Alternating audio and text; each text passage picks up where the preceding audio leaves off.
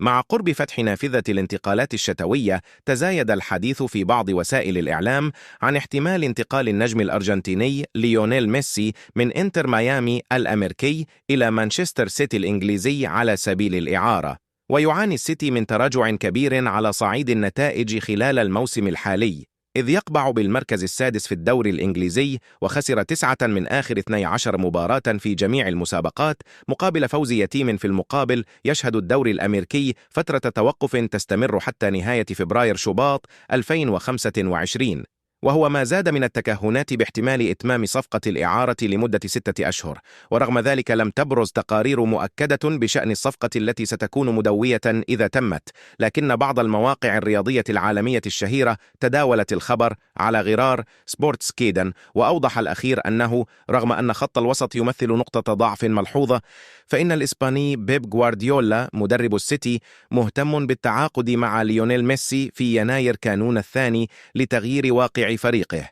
وأضاف: استمتع الثنائي بنجاح كبير خلال فترة وجودهما في برشلونة بين عامي 2008 وعام 2012، إذ فازا ب14 لقبا، منها 3 ألقاب في الدوري الإسباني ولقبان في دوري أبطال أوروبا.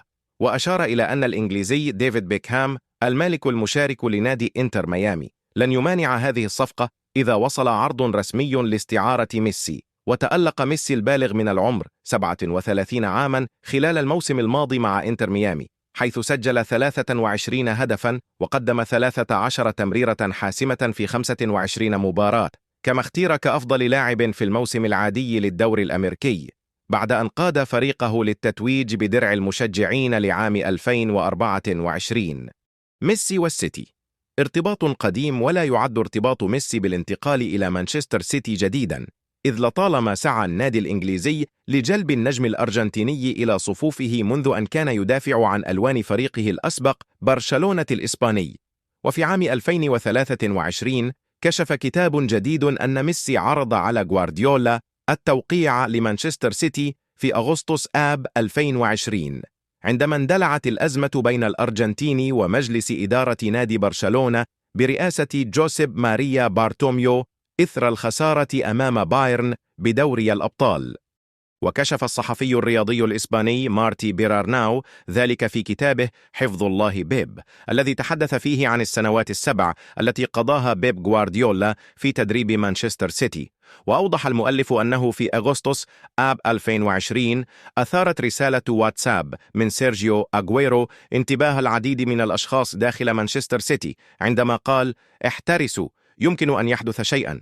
سألني ليو ميسي عن المدة التي سيقضيها غوارديولا مع الفريق، وأرسل ميسي رسالة إلى غوارديولا الذي كان في طريقه إلى مانشستر بعد الهزيمة أمام ليون في دوري أبطال أوروبا عام 2029 خلال الجولة النهائية التي أقيمت في لشبونة، التي خسر فيها برشلونة بطريقة مؤلمة أمام بايرن ميونخ 8-2 قبل خروج مانشستر سيتي بأيام قليلة.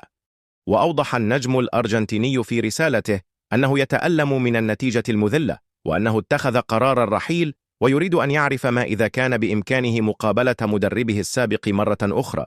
ويوضح مارتي بيرارناو أن اللقاء تم في اليوم التالي في منزل غوارديولا في برشلونة، وهو الثاني منذ رحيل المدرب عن برشلونة في 2012، وذلك عندما عبر الأرجنتيني عن رغبته في اللعب تحت قيادته مرة أخرى. يقول ليو: سيدي، أريد فقط أن أحطم الأمر.